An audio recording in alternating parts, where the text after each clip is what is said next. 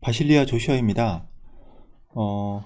이틀 전에 선관위 내부 고발자, 그러니까 정확하게는 선관위 직원은 아니고요. 선관위와 한틀 시스템에 대해서 잘 알고 있는 내부 고발자가 분류기 해킹에 대해서 폭로를 했습니다. 그 내용을 좀 상세하게 분석하는 내용을 설명드리고자 합니다. 영상으로 보겠습니다. 저는 오늘 이번 부정선거에 의혹이 되고 있는 투표지 분리기에 대하여 제가 알고 있는 확인한 사실을 공개하고자 합니다. 1. 이번 4.15 총선의 투표지 분리기는 전국 251개 개표소에 1165대가 설치되었습니다. 2. 한틀 시스템은 투표지 분리기 기술 지원 인력 총 54명을 전국에 배치하여 이번 총선을 지원하였습니다. 3. 이번 총선에 사용된 투표지 분리기는 노트북과 프린터가 내장된 일체형이며 OS는 윈도우 10이 설치되었습니다. 네, 이런 내용인데요. 보겠습니다. 투표지 분류기에 좀 이제 국한된 내용입니다. 이제 다른 부분에 있는 그 조작 정황도 많기 때문에 좀 참고로 보시면 될 것 같습니다. 그래서 이렇게 전국에 이제 이렇게 설치됐다는 내용이고요. 그리고 54명이 지금 한틀 시스템에 지금 이거 분류기를 기술 지원을 하는 인력이 있다는 겁니다. 그러니까 이분들이 아마 어떤 식으로 조작이 되는지를 다 명확하게 잘 알고 있을 겁니다. 그런 이제 증인들이 이렇게 많다는 게 참 다행인 내용이고요. 그 다음에 이제 윈도우 노트북과 프린터가 내장된 일체형이고 윈도우는 OS 10이 설치됐다 라는 내용인데, 여러분도 아실 겁니다. 이건 이제 제가 직접 찍은 거지만 이렇게 일체형으로 보여서 사실 그냥 컴퓨터가 없는 것처럼 보이지만 이렇게 열면 옆으로 이렇게 노트북과 프린터가 나오는 식이죠. 서랍식으로 나오는 거고, 여기 윈도우 10이 설치된 거는 저도 확인을 해봤습니다. 4. 노트북에 인터넷선은 연결되지 않았으며 와이파이 기능은 확인하지 못하게 아이콘이 숨겨져 있었고 IP 컨피그레이션으로 확인하면 알 수 있습니다. 네, 이 내용인데 아이콘이 숨겨져 있었다.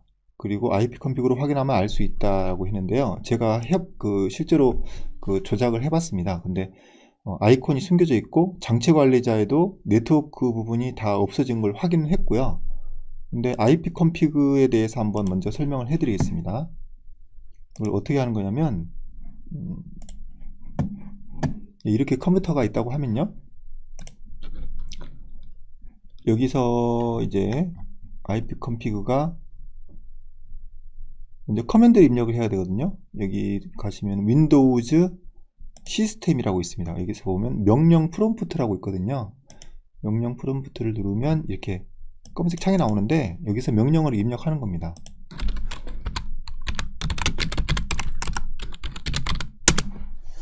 이렇게 치면 지금 랜 카드가 설치가 되어 있고, 그리고 현재 인터넷이 되고 있다, 그리고 주소가 어떻게 된다, 이런 내용이 나오게 되는데요. 이렇게 하나만 나오는데 이제 어떤 옵션을 붙여주면 더 상세 내용이 이렇게 나옵니다. 근데 어제죠? 이걸 좀 확인해 봤을 때는 이 아래 내용이 나오지 않았거든요.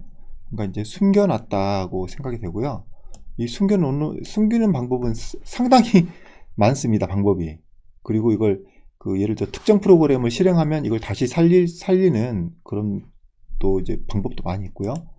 그 부분에 대해서 좀 점검을 해보려면 시간이 좀 필요합니다. 예를 들면 이런 내용들이 필요한데, 이걸 단계적으로 찾아 들어가면 와이파이가 숨겨져 있다고 해도 다 찾을 수 있습니다. 예, 그 다음에 다음으로 보겠습니다. 5. 투표지 분리기에는 직인 센서와 스펙트럼 센서가 각각 있었으며 스펙트럼 센서의 위치는 왼쪽 상단 커버를 열면 확인할 수 있습니다.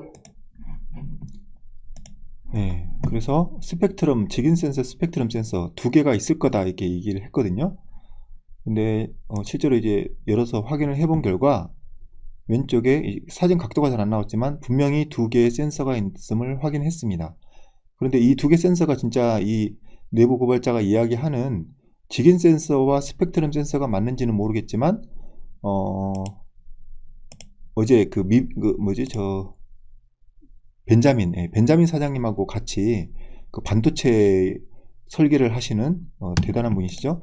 그분하고 같이 갔을 때는 이게 아마 그 두 센서가 맞는 것 같다고 이제 얘기를 해주셨습니다. 그러니까 내부 고발자 얘기가 다 맞아가는 거죠. 다음 보겠습니다. 6. 대표 상황표에 QR코드가 인쇄된 시점은 투표지 분리기에서 분리 작업을 마친 후 대표 상황표에 선거인수, 투표용지 교부수, 후보자별 득표수, 재확인 대상 투표지수를 표기하는 단계에서 내장된 프린터로 인쇄되었고 이후 수기로 작성하는 최종 대표 상황표가 작성되었습니다. 네, 이 부분 좀 설명을 드리면요. 그러니까 이제 개표 상황표라는 게 있는데요. 뒤에 이제 좀 보여드리겠습니다. 개표 상황표에 QR코드가 인쇄됩니다. 그러니까 이제 우리가 투표를 하는 투표 용지에만 QR코드가 있는 게 아니고요. 개표 상황표에도 QR코드가 있습니다. 그런데 이게 QR코드가 인쇄돼 나오는데 그 QR코드에 선거 인수가 포함이 되어 있다고 해서 논란이 지금 많은데요. 그러니까 이제 그 개표 상황표에 그 QR코드가 나오는 시점이 분류기에서 분류 작업을 다 끝낸 다음에 이 분류기에서 모든 숫자가 다 파악이 된다는 내용입니다. 모든 숫자가 다 파악이 돼서 그 다음에 프린트가 된 다음에 그 프린트가 된 것에 이제 수기로 이제 계산을 해 넣는 거예요. 그러니까 수기로 하는 건 다 쓸데없는 작업인 겁니다. 먼저 그 분류기로 명확하게 다 분류가 다 됐기 때문에 그걸 손으로 또 일일이 사람 손으로 확인한다는 건 정말 쓸데없는 작업이고요. 근데 그 분류기가 조작이 없다는 가정하에 이 분류기가 조작이 없다고 하면 정말 수작업은 없애도 될 정도입니다. 근데 조작이 있으니까 이제 문제가 되는 거죠. 다음 보겠습니다. 7. 투표지 분리기를 검증하면 사전 투표지에 찍힌 QR코드 내용을 읽을 수 있는 스펙트럼 센서 장착 여부를 확인할 수 있으며 노트북을 확인하면 비공식 프로그램 설치 여부 및 화웨이 중계기와 무선 통신을 한 와이파이 사용 여부를 검증, 확인할 수 있습니다. 네, 이 부분 좀 자세히 설명드리겠습니다.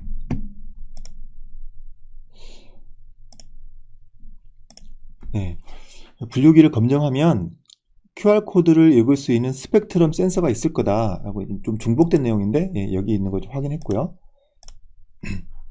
노트북을 확인하면 비공식 프로그램이 설치됐다. 그러니까 그 노트북에 조작에 관련된 그런 프로그램이 추가로 설치됐다는 건데 좀 상세하게 살펴볼 시간이 필요합니다. 금방 찾을 수 있는 거 아니고요. 금방 찾을 수 있는 거면은 이 친구들이 그렇게 쉽게 찾을 수 있게 하지 않았겠죠. 그리고 화웨이 중계기와 무선 통신을 한 와이파이 사용 여부를 검증할 수 있다고 했는데 그러니까 어찌됐든 이 노트북과 그 이제 서버가 연결이 된 거거든요. 연결할 때 뭐 간단하게 두 가지입니다. IP 주소로 연결을 할 수도 있고, 그 다음에 DNS 주소로도 연결을 할 수 있습니다. 그러니까 뭐 간단하게 생각하시면 여러분 인터넷을 할 때 다음이면 다음.net 하고요. 그 네이버면 네이버.com 하고요. 그런 식으로 주소를 쓰거든요. 그게 이제 DNS 주소라고 해서 도메인 네임을 사용하는 주소입니다. 근데 사실은 이건 사람이 쓰기 편한 주소거든요. 뭐 구글이나 네이버나 다음이나 이런 식으로 하는 것은 사람이 인식하긴 좋지만 컴퓨터는 이걸 인식을 잘 못합니다. 그래서 DNS 서버라는 것을 이용해서 사람이 쓸 수 있는 영문으로 된 그 주소를 그 컴퓨터가 쓰는 IP 그 숫자가 4개로 이루어진 뭐뭐뭐.뭐뭐뭐.뭐뭐뭐.뭐뭐뭐 이렇게 해서 숫자로 이루어진 그 4개입니다. 4개 그 주소를 쓰는데 그 이제 IP 주소라고 IP 어드레스라고 하는데요. 그 둘 중에 하나를 쓴 거거든요. 근데 그 예전에 그 민경욱 의원이 국회에서 발표를 한 내용을 보면 DNS를 사용한 방법으로 이제 추정이 됩니다. 그 선관위 직원들의 녹음한 내용이 있었거든요. DNS로 뭘 확인을 했더니 뭐 이제 그 접속이 된 와이파이가 접속이 되는 그런 내용을 확인할 수 있었다. 그렇게 얘기를 했는데요. 그러니까 제 생각은 이렇습니다. 일반적으로 간단하게 IP 컨피그를 하면 안 될 거고, 여기서 그 선거 분류하는 프로그램을 실행함과 동시에 와이파이를 활성화시켜주는, 와이파이와 DNS를 활성화시켜주는 그런 프로그램이 일부 추가되었다고 추정이 됩니다. 그리고 이제 와이파이가 분명히 있을 거라고 이제 단정하는 것에 대해서 증거를 좀 보여드리겠습니다. 가로세로 연구소에서 한번 예전에 분해를 한 것 같은데요. 똑같은 동일 모델의 LG 그램 노트북을 살펴보면 내부 구조는 이렇게 되어 있고요. 여기서 조금 확대를 해보면 상단에 이런 식으로 와이파이가 들어있습니다. 그 무선 인터넷 모듈인데요. 여기 보시면은 이거를 뗐다 붙였다 할 수 있는 식으로 된 게 아니라 메인보드에 완전히 그냥 일체형으로 붙어 있습니다. 여러분 혹시 아신지 모르겠는데 이런 식으로 이제 선거에 사용된 노트북은 다시 이제 윈도우를 다시 깔아서 이제 중고로 판매를 하거든요. 뭐 혹시 보셨을지 모르겠는데 투표에 잠깐 사용된 것입니다. 거의 새 것과 다름없습니다 하면서 판매하는 걸 혹시 보신 적 있을 겁니다. 그런 걸 보면은 뭐 이걸 만약에 이걸 강제로 뜯어내서 개표에 사용되니까 이걸 무선 인터넷이 없애야 되니까 이걸 강제로 뜯어내면 이걸 다시 팔 수가 없겠죠. 아마도 이걸 그대로 놔두고 소프트웨어적으로 잠깐 죽이는 어떤 조정을 했을 겁니다. 그렇게 된다 그러면 당연히 소프트웨어적으로 잠깐 또 다시 살리는 것도 가능합니다. 그러니까 개표 작업이 이루어질 때만 잠깐 살릴 수 있다는 거죠. 이게 무선랜인데요. 보시면 이렇게 선이 이렇게 보일 겁니다. 이게 무선 인터넷 선입니다. 이게 그 동축 케이블 형식으로 가느다란 안에 심이 있고요. 그 다음에 겉을 또 한번 둘러싸는 형태로 그 접지가 돼서 주파수를 차단하는 형태로 된 케이블입니다. 이게 아주 가늘지만 우리가 이제 아직도 케이블 TV를 보고 계시는 분들이 있을 텐데 케이블 TV 보시면은 겉이 다 그 선으로 피보로 전선으로 감싸져 있고 그물 형태로요. 안에 심이 또 있습니다. 그런 식으로 해야 이제 그 전파가 손실 없이 다 끝까지 이동을 하거든요. 동일한 구조로 되어 있습니다. 아주 얇지만 동일한 구조로 되어 있고요. 이것이 이제 노트북을 접잖아요. 접을 때 노트북 이렇게 열면은 그 화면상에 보면은 화면에 양쪽 테두리에 이 안테나가 보통 있습니다. 그럼 펴면 그 안테나가 이렇게 펴지는 식으로 세워지는 식으로 되기 때문에 이 안테나 이게 와이파이 수신율이 높아지거든요. 보통 그렇게 되어 있습니다. 다음 보겠습니다. 8. 이번에 사용된 노트북의 하드디스크 드라이브는 한 개뿐이며 투표지를 읽고 분류한 모든 데이터의 훼손 및 장애 발생을 대비하여 어디론가 실시간 백업을 한다는 사실을 한텔 시스템 관계자로부터 들었습니다. 따라서 노트북을 검증 확인하면 중계기를 통한 백업 데이터 전송 경로를 확인할 수 있습니다. 네. 이게 노트북의 하드가 한 개뿐이다 라는 말은 무슨 말이냐면 노트북으로 지금 이제 다 이제 확인을 하잖아요. 표들을 확인하는데 그 표들에 대한 데이터가 다 저장이 된다는 것은 뭐 아주 뭐 놀라운 내용도 아니고 선관위의 어떤 그런 뭐 발표 내용으로 봐서도 사실입니다. 이게 그 투표지 우리가 찍은 모든 한 장 한 장 투표지가 전송이 됩니다. 어디론가. 왜 그러냐면 하드로 들어가게 되면 2000 몇 개가 되는 노트북에서 그 투표 데이터를 다 뺄 수도 없거든요. 그건 거의 불가능에 가깝기 때문에 실시간으로 통신으로 한 곳에서 모으고 있다 이렇게 생각하시면 됩니다. 그건 이제 당연히 중앙 선관위 서버일 거고요. 그리고 노트북을 검증 확인하면 백업 데이터 전송 경로를 확인할 수 있습니다. 아까 방금 전 내용하고 약간은 중복이 되는 내용인데 이 노트북에 DNS든 아니면은 IP 어드레스든 두 가지의 어떤 그 방법으로 이걸 전송이 됐을 텐데 이 노트북에 그 값이 들어 있을 겁니다. 뭐 글쎄요, 삭제했을 수도 있지만 삭제해도 다시 복원을 할 수 있을 겁니다. 그러면 이 중계기가 어디로 갔는지를 알 수 있습니다. IP로 하면 더 빨리 찾을 수 있고요. 아니면 DNS 서버로 했다면 그 DNS를 사용한 그 경로를 확인해서 어디에서 어떤 경로를 이용해서 이 데이터를 다 백업을 했는지 알 수 있을 겁니다. 투표지 분류기에 대해서 이거 2012년 자료인데요. 그때부터 이미 그 전부터 했을 수도 있는데 그때부터 이미 투표 이미지 파일이 다 저장되고 있었다. 그런 내용이 있습니다. 발표 자료가 있고요. 여기 보시면 여기 왼쪽에 계속 이미지가 지금 바뀌고 있죠? 이 이미지가 실시간으로 서버로 전송되고 있는 겁니다. 그렇게 이제 이 기술 지금 이제 그 내부 고발하는 기술자도 그렇게 얘기를 하고 있고, 그리고 실제로 선관위 발표에서도 저장은 되고 있다고 했고, 또 여기 보시면 기사 내용을 보면 공개를 거부했다고 되어 있습니다. 그러니까 공개해달라 얘기인데 이런 이유로 공개할 수 없다라고 얘기한 거죠. 그러니까 있다는 거죠. 그리고 제가 하나 더 추가로 찾은 게 있는데 이게 이 부분이 운용 소프트웨어, 그러니까 이게 뭐냐면은 전자개표기를 입찰하는 입찰 공고입니다. 그러니까 전자개표기를 우리가 이제 그 선관위에서 입찰을 받는데 우리는 이런 기능이 필요하다. 이런 기능들이 있어야지 너희들은 입찰을 할 수 있다. 입찰할 때 이런 기능들을 분명히 넣어서 이 기능이 잘 되는 개표기를 만들어야 된다. 그렇게 하면서 이제 입찰 공고를 내는 거거든요. 그러면 이제 그 기능들을 그 업체들은 확인을 하고, 이 기능은 우리는 할 수 있다 하고 자신 있는 업체들이 뭐 설계도라든지 그런 제안서를 내 가지고 입찰에 가게 되는 겁니다. 근데 거기서 이제 필수 요소가 이게 첫 번째예요. 이게 뭐 분류기 가에 해당하는 부분은 대수가 이만큼 가능하냐, 이렇게 많은 대수가 가능하냐, 이걸 이제 물어보는 거고요. 실질적으로 중요한 조건은 두 번째 이겁니다. 운영 프로그램. 보세요. 투표지를 이미지로 인식해야 되는 거죠. 그 다음에 후보자별로 자동 분류하고, 여기까지 맞죠? 후보자별 득표 결과를 자동 집계 처리한 후, 이건 이상하죠? 자동 집계 처리를 하면 안 되는데 수개표를 한다고 했는데요. 근데 어쨌든 수개표를 또 두 가지 해서 비교를 하니까 뭐 그렇다고 합시다. 근데 이 부분 보세요. 그 결과를 통신망을 통하여 중앙위원회로 전송하는 프로그램. 근데 이제 이미지도 같이 그러니까 이미지를, 여기 이 내용에서는 이미지를 굳이 넣은 건 아니다. 결과만을 보내는 거 아니냐, 이런 식으로 이제 회피할 수도 있지만, 중요한 건 통신망을 통하여 통신 기능 전혀 없다고 했잖아요. 선관위에서. 통신망을 통하여 중앙위원회로 전송하는 프로그램이 반드시 있어야 된다는 게 입찰 공고 시의 가장 첫 번째 항목입니다. 가장 중요한 항목.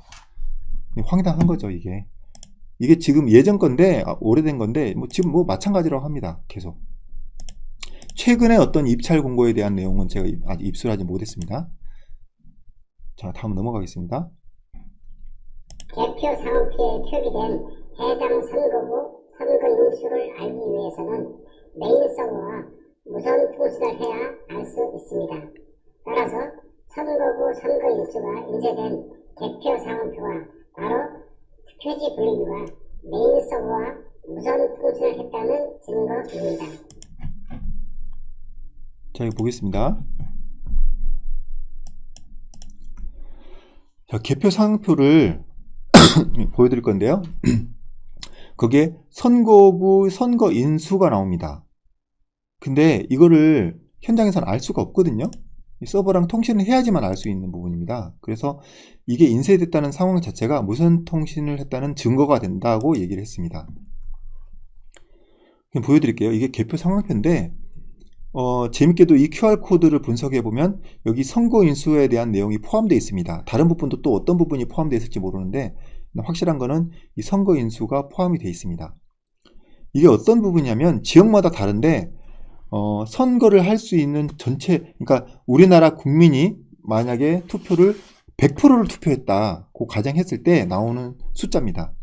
2572라고 되어 있는데요. 여기는 이게 이 지역의 모든 선거 인수고요. 근데 당연히 투표용지는 그만큼 안 나오죠. 투표용지는 1645표가 나왔습니다. 그러니까 이제 못 미치죠. 당연한 거죠. 100%가 다 보통 투표하지 않으니까 60%든 70%든 80%든 이렇게 투표를 했을 텐데 이렇게 훨씬 못 미치는 숫자가 나왔습니다. 근데 이 옆에 있는 숫자는 실시간으로 이제 이걸 분류를 해가지고 확인을 할 수 있는 내용입니다. 그러니까 어떻게 확인되냐면은 첫 번째 후보 몇 표, 두 번째 후보 몇 표 다 합치면 이 숫자가 나오거든요. 무효표 포함해서 전체가 나온 이 숫자가 이건데 여기는 선거 인수. 원래 전체 선거 인수는 몇 명이다라는 거는 이건 이 기계가 어떻게 알아내요? 어딘가 데이터를 받은 거죠. 그러니까 이것이 통신의 증거다 이렇게 얘기를 하는 겁니다. 이건 뭐 부정할 수가 없죠. 이것도 다른 지역인데 다른 지역도 마찬가지입니다.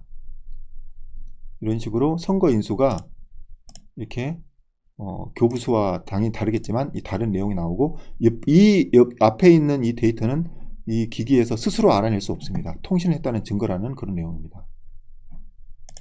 한번 볼게요. 10.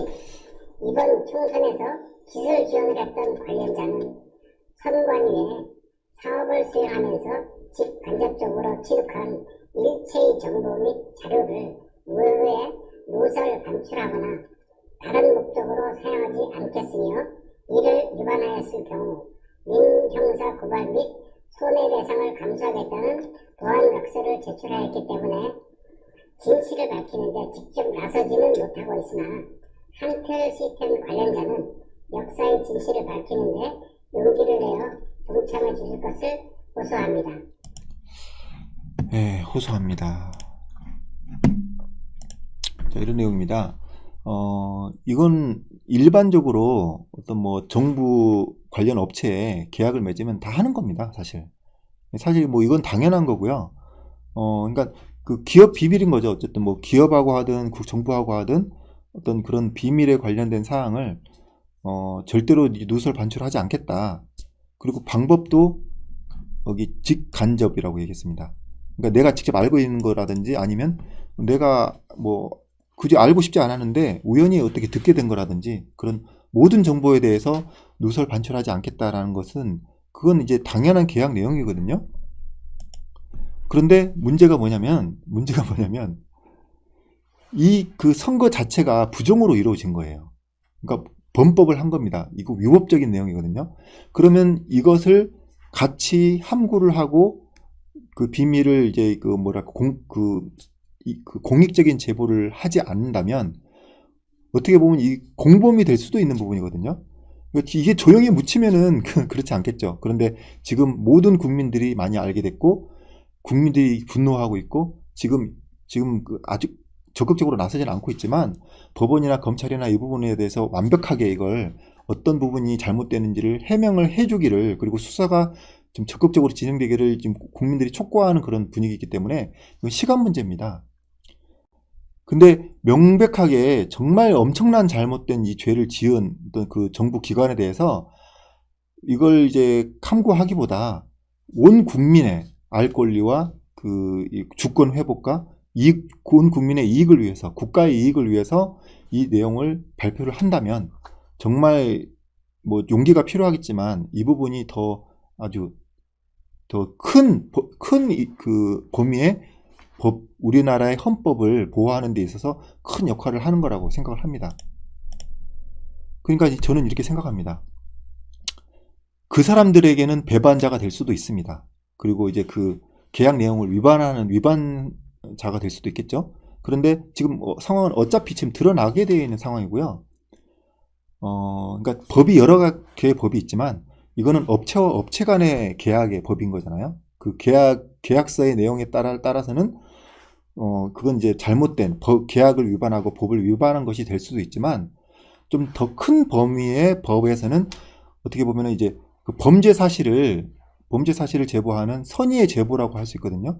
그렇기 때문에 우리나라의 법률 관계된 사람들, 뭐 판사든 변호사든 모든 뭐 물론 헌법재판소까지 포함해서 모든 사람들이 법으로 이 사람들을 보호해 줘야 된다고 생각합니다. 공익 제보자에 한해서요. 끝까지 뭐 얘기 안 하는 사람은 모르겠죠. 그냥 뭐 공범으로 처벌이 될 수도 있겠죠. 누구라도 먼저 나서서 공익 제보를 해주시면 하는 바람이고요. 그렇게 됐을 때 국민들의 아주 중요한 기본 권리인 투표권, 참정권이 주권 회복이 됩니다. 그리고 이분들은 옳은 일을 한 위인이 되고요. 의인이 됩니다. 그리고 이분들한테 진짜 보상도 해줘야 될 거라고 생각합니다. 물론 이제 보상을 노리고 신고를 하면 안 되겠지만 정말 공익을 위해서 정말 이제 어려움을 감수하고 신고를 한 사람들에게 대해서는, 제보를 한 사람들에 대해서는 보상을 해줘야 된다고 생각합니다. 그리고 만약에 해당 업체가 아니면 그 개인이 정말 막대한 손해배상을 해줘야 될 상황이 온다고 하면 그것도 국민들이 힘을 모아서 십시일반 모아가지고 해줄 수도 있지 않나 생각합니다. 지금 대한민국을 살려야 되는 상황이니까요. 네, 마지막으로 뭐 하는 말씀이 있는데 한번 들어보겠습니다. 마지막으로 이번 총선에 사용된 투표지 분리기와 내장된 노트북의 데이터가 훼손되기 전에 하루빨리 물증 확보와 수사를 촉구합니다. 네, 감사합니다. 네, 이렇게 이제 인터뷰가 마쳐지는데요. 네, 저도 똑같이 생각합니다. 지금 어제 그 구리시 선관위에서도 정말 그 분류기와 사전 발급기, 사전 투표 발급기가 중앙선관위로 이송이 되려는 걸 국민들이 필사적으로 막았는데요. 어떤 분은 폭행을 당하기도 했다고 하는데, 그게 이제 이송이 되면 인멸을 할 수도 있고, 지금 이걸 어떻게 할지 모르겠어요. 중앙선관위에 들어가면 이제 뭐 오리무중이라고 하는데, 자기네들이 뭐 중고로 파는지, 분해해버리는지, 파괴하는지 알 수가 없습니다. 그런데 이게 지금 그 지역에 있는, 지금 어디죠? 남대문인가 어딘가에 또 아직도 중앙선관위에 반납이 되지 않은 분류기가 좀 있는 걸로 지금 얘기가 되어 있는데, 정확한 위치는 아직 좀 잘 모르겠습니다. 그러니까 현재로서는 구리선관위 확실히 8대의 분류기가 있는 것을 확인했습니다. 이것을 더 이상 중앙선관위로 보내줘서 뭐 어떻게 폐기가 되든지, 아니면 다른 어떤 또 조작을, 이 안에 있는 증거를 인멸하기 위한 어떤 조작을 하는 그런 훼손이 되기 전에 하루빨리 물증 확보와 수사를 할 수 있도록 이거 여러 가지 증거 보존과 가처분 신청 이런 것을 하는 변호사분들도 좀 열심히 노력하고 계시거든요. 근데 거기에 대해서 자꾸 기각을 시키면은 안 됩니다. 그게 관련된 판사분들과 법원 관계자 여러분들은 정말 이게 그 대법관들이 다 중앙선관위와 연결이 되어 있다고 그러는데, 그것 때문에 그러는지는 모르겠어요. 하지만 옳고 그름 앞에서 법은 정말 공명정대한 판단을 내려주시면 감사하겠습니다. 국민들이 지지할 겁니다. 국민들이 정말 그런 결정을 내려주시는 판사님들을 적극 지지하고 절대 이후에 불이익을 받지 않도록 온 국민이 나서서 도와줄 것입니다. 그렇게 아시고 힘내시고, 국민들도 여러 가지 그 결정을 내리는 법원의 결정을 내릴 수 있도록 판사분들에게 노력해 주시는 변호사분들도 물론이고 판사분들에게 옳은 결정을 내릴 수 있도록 힘을 주셨으면 좋겠습니다. 이런 내용으로 마치도록 하겠습니다. 바실리아 조슈아였습니다.